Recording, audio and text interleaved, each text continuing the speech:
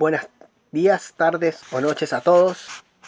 Mi nombre es Sergio Arenas y hoy, en esta clase especial, les vengo a hablar brevemente de los principios inspiradores que guiaron la creación del Código Civil chileno. Para los que ya saben, bueno, si no lo saben, es importante que lo recuerden. El Código Civil es la principal norma que rige las relaciones civiles en nuestro país. Relaciones civiles debemos hablar las relaciones tanto de familia como las contractuales y extracontractuales. Para empezar, hay que señalar que el Código Civil fue redactado principalmente por obra y dirección de ella del jurista venezolano Andrés Bello, y fue promulgado más bien en el año 1855, aunque entró con vigencia recién en el año 1857. Para empezar, tenemos que hablar como primer principio, y quizá el más importante, al menos en lo que se trata de las relaciones contractuales, extracontractuales en general, del derecho de bienes, del derecho patrimonial, es primero la autonomía de la voluntad, que es la regla de oro del derecho privado, que es simplemente que se puede hacer todo aquello que la ley no prohíbe, lo cual lo pone en una posición distinta a la del derecho público, en el cual rige la regla contraria, que es que aquello que no está señalado en la ley no se puede realizar. En el caso del derecho civil, al menos en el patrimonial, porque en familia es una cuestión más discutible, es el principio de autonomía de voluntad y de que lo que no está prohibido está permitido. ¿Cómo se expresa?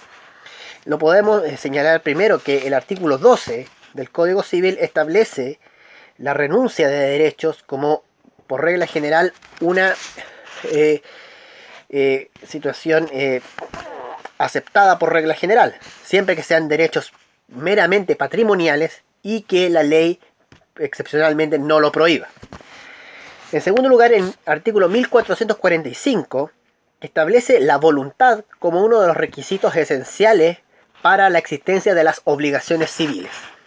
En tercer lugar, el artículo anterior, el 1444, que los elementos naturales del acto jurídico, esto es, los que la ley regula, que no son esenciales para formar el acto jurídico y que son suplidos por la ley, pueden ser modificados por las partes. Otra expresión del principio de autonomía de voluntad es el artículo 1545 del Código Civil, que establece el principio del contrato como ley para los contratantes, que señala que todo contrato legalmente celebrado es una ley para los contratantes. Y el artículo 1437, en el cual se define las fuentes de las obligaciones civiles en nuestro derecho, establece el concurso de voluntades o la convención como una de las principales formas de obligarse en el derecho. ¿Existe límites a la autonomía de la voluntad? Sí, existen. En primer lugar, el límite establecido es la ley. Establecemos obviamente el 1445 del Código Civil, que establece la licitud del objeto y causa. Existen otras normas que mejor no voy a profundizar mucho, se las dejaré más adelante. Y el artículo 12, del cual ya hablábamos sobre como expresión del principio, que obviamente reconoce la existencia de derechos que no son renunciables por las leyes, sea por su naturaleza, ser no patrimoniales o porque siendo patrimoniales excepcionalmente está prohibida su renuncia. En segundo lugar, una limitación es el orden público, que está señalada en el artículo, por ejemplo, en el artículo 548 del Código Civil, en cuanto a los estatutos que debe tener una persona jurídica, llámese corporación o fundación. Y también el orden público establece como límite en el caso de las servidumbres, que son un derecho que tienen sobre un predio, otro predio, por ejemplo, que un predio tenga que cruzar un canal para que pueda regar a otro predio. Eso es un tipo de servidumbre que deberá desarrollarse en el curso de bienes. Y el último límite es el derecho ajeno, o sea, el derecho de otras personas, entendiendo de que aquí hay concursos de voluntades. Entonces el derecho ajeno también es respetado por el Código Civil y es un límite a la autonomía de la voluntad. Por ejemplo, en la cláusula de no enajenar del artículo 1126 del Código Civil o la compensación perjudicial del artículo 1661. Eso es en cuanto al principio de autonomía de la voluntad. En segundo término, tenemos el principio de la buena fe, como regla general en las relaciones civiles y en las obligaciones que se adquieren y se cumplen en este área del derecho. Los aspectos, obviamente, es la protección de la buena fe y la sanción de la mala fe. Por regla general, la buena fe se presume, la mala fe no se debe probarse salvo en casos excepcionales. Un concepto relacionado al hecho de la buena fe es la existencia del dolo. El dolo está definido en el artículo 44, inciso final del Código Civil, como toda aquella intención positiva de dañar a una persona o a los bienes de una persona. Y el dolo, como es una intención positiva, permite identificar la existencia de la mala fe. El dolo se verá más adelante. Puede establecerse en 13 áreas, que por ejemplo es el dolo contractual como vicio del consentimiento, cuando hay un engaño o una malicia de un contratante para que el otro contrate y lo perjudica. Hay un dolo también en el caso de la responsabilidad contractual, cuando un incumplimiento de un contrato se hace con malicia para perjudicar. Y hay un dolo que está en la responsabilidad extracontractual o derecho de daños, cuando una persona con dolo, o sea, con intención, hace un daño a otra persona sin haber un contrato previo, el cual obliga a dar indemnización de perjuicios. Generalmente nuestro derecho establece dos situaciones referentes a la buena fe. La primera es estar de buena fe y la otra es actuar de buena fe. El estar de buena fe es un ánimo mental que tiene el contratante o la persona que se obliga de actuar con conformidad a las normas del derecho. Se regula, por ejemplo, en el artículo 706 en materia posesoria, en el artículo 122 a propósito del matrimonio putativo, cuando un matrimonio nulo es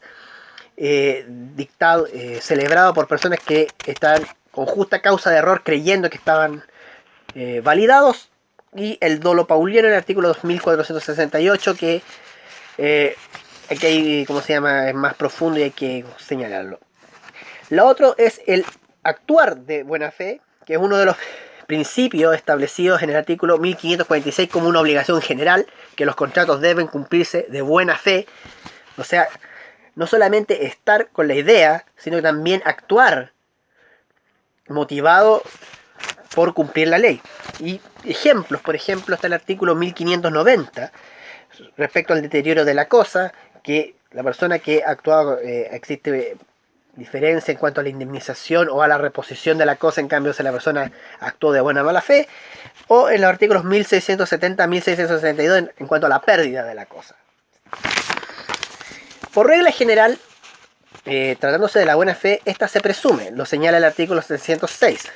Excepcionalmente, la ley establece casos en que lo que se presume es la mala fe y lo que debe probarse justamente es la buena fe. Por ejemplo, en el mismo 706, en el inciso final, en materia posesoria, cuando se alega de error de derecho. Esto de error de derecho es más complicado, hay que irse al artículo 8 del Código Civil, que establece que nadie puede alegar ignorancia de la ley cuando ésta ya ha sido promulgada. Y eso en cuanto a la buena fe. En tercer lugar, el tercer principio es la prohibición del enriquecimiento sin causa.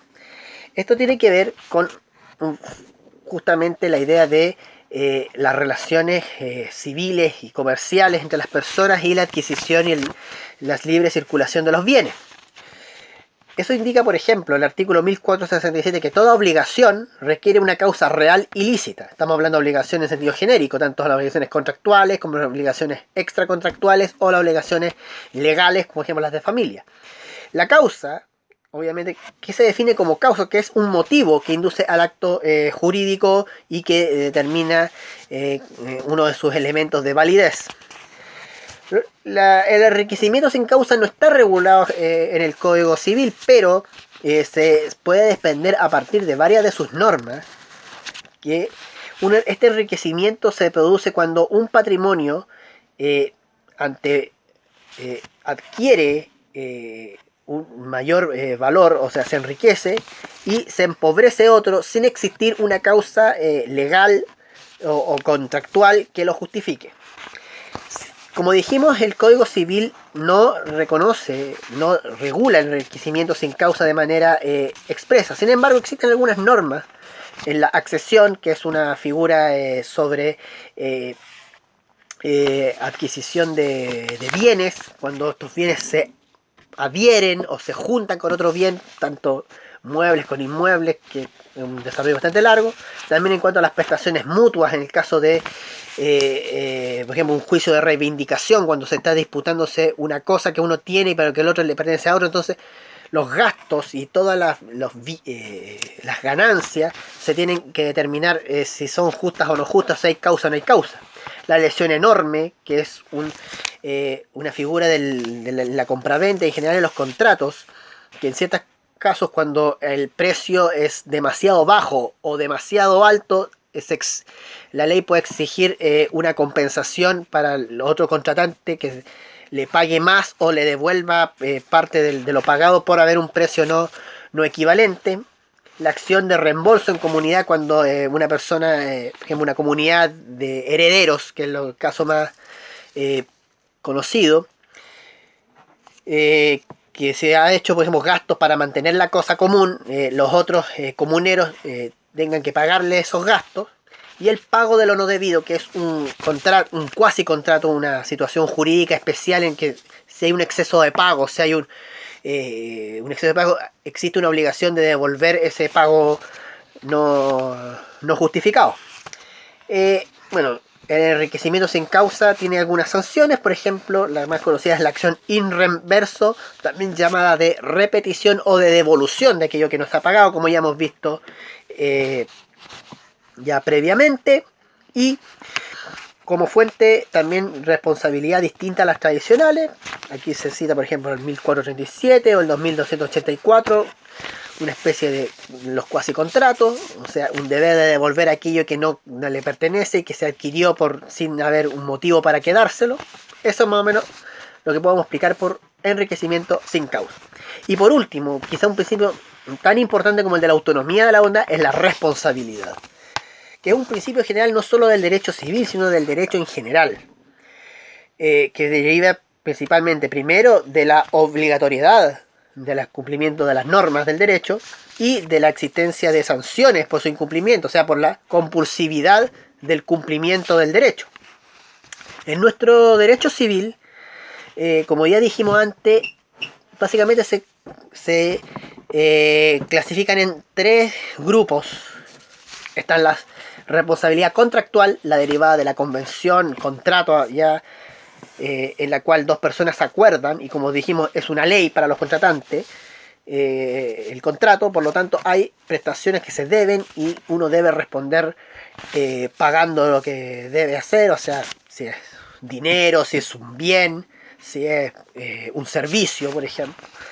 Pero también existen las responsabilidades que son extracontractuales, en término amplio, porque en término amplio incluimos a los hechos lícitos, como dijimos, el enriquecimiento sin causa, ya lo vimos, que eso obligaba a devolver en ciertos casos, y también en hechos, otros contratos, por ejemplo, la comunidad, como el pago no debido, la agencia oficiosa, que es como hacer un mandado sin ser mandatario, que es como un cuasi mandato, pero en sentido estricto, la responsabilidad extracontractual es aquella que deriva del daño. Cuando una persona comete un acto que provoca daño a otro, sea en su persona, en sus bienes, nace una obligación de indemnizar ese daño. Eso es bastante más amplio, pero lo vamos a desarrollar más adelante. Y por último, existe la responsabilidad civil legal, que básicamente no es del derecho civil patrimonial, sino que por ejemplo es del derecho de familia. En el derecho de familia, por el hecho de ser padre, por el hecho de ser hijo, existen algunas obligaciones, como por ejemplo la más conocida, la de pensión de alimentos, que es una obligación nacida de la relación de familia, y es un tipo de responsabilidad civil legal. Y básicamente hay una institución ligada con esta responsabilidad que es de orden pecuniario o monetario, que es el derecho de prenda general. ¿A qué se refiere este derecho de prenda general? Al derecho que tiene un acreedor, o sea, la persona que tiene derecho a recibir la prestación para poder perseguir el cumplimiento de esa obligación en bienes, en el patrimonio del deudor, en los bienes del deudor. Eso lo dice el 2465 de este código, que es uno de los códigos más importantes, una norma más importante, y que establece claramente una manera efectiva de establecer el principio de responsabilidad. Existen otros derechos auxiliares, derechos de conservación, derechos se puede decir, acciones oblicuas, como la acción pauliana, pero esos son ya más complicadas de explicar y no creo que estemos en el ánimo de hacerlo. Bueno, esta ha sido mi explicación sobre los principios inspiradores del Código Civil. Les recuerdo que mis métodos, mis modos de contacto están en mi página. Los invito a seguir este blog para que puedan informarse y puedan ver más material respecto a el tema del derecho, que me parece que es importante que la gente lo conozca. Listo, muchas gracias.